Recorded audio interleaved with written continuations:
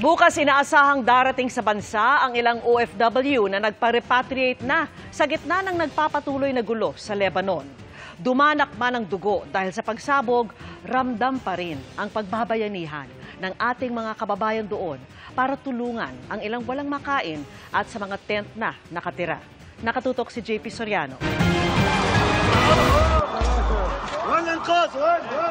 Kita sa kuwang ito ng OFW na si Rosemary kung paanong di magkamayaw ang mga residente at rescuer ng Ras Al Nabaa sa Beirut, Lebanon, kasunod ng airstrike ng Israeli forces.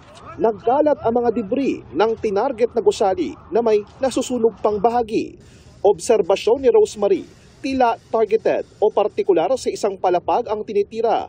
Indikasyong maaaring alam na kung nasaang palapag ang umano'y target na Hezbollah. Pagka lumalabas po ako, nakikita ko po yung mga nabubumba na building. Halimbawa, kung may mga 8th floor, 5th floor na building, kung ang tinarget nila is 3rd floor, yung 3rd floor lang po ang nabubumba, hindi naman po buong building nakukulaps. Depende lang doon sa place ng dahay na talagang doon, building kinukulaps nila. Iisa lang naman ang target ayon sa Israeli media reports, ang senior member ng Hezbollah na si Wafik Safa. Pero hindi bababa sa 22 ang patay para lang sa partikular na pag-ataking ito. Mahigit 100 ang sugatan. Problemado rin ang mga nakaligtas na wala nang maayos na matitirhan. Ang marami tumutuloy na lang sa mga tent.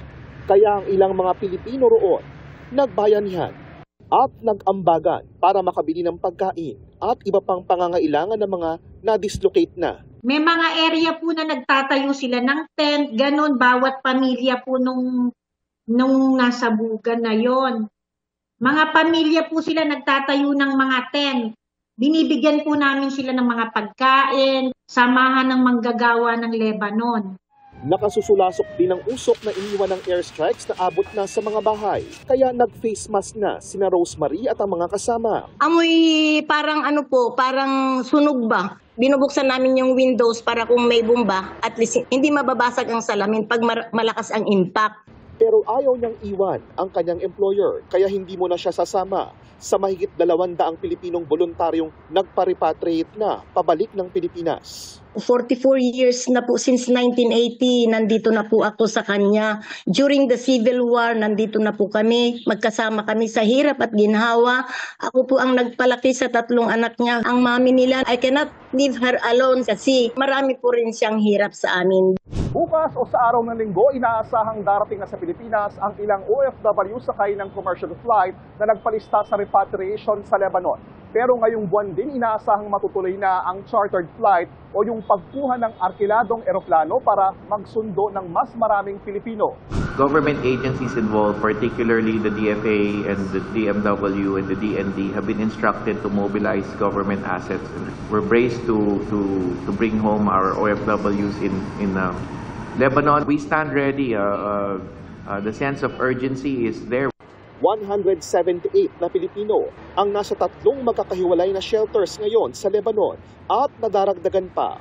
Lalong tumindi ang labanan ng Israeli forces at Hezbollah sa Lebanon matapos kampihan ng Hezbollah ang Hamas sa kasagsagan ng Israel-Hamas war sa Gaza.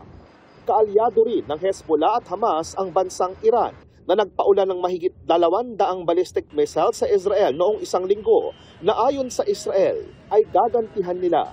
Para sa GMA Integrated News, JP Soriano, nakatutok 24 oras.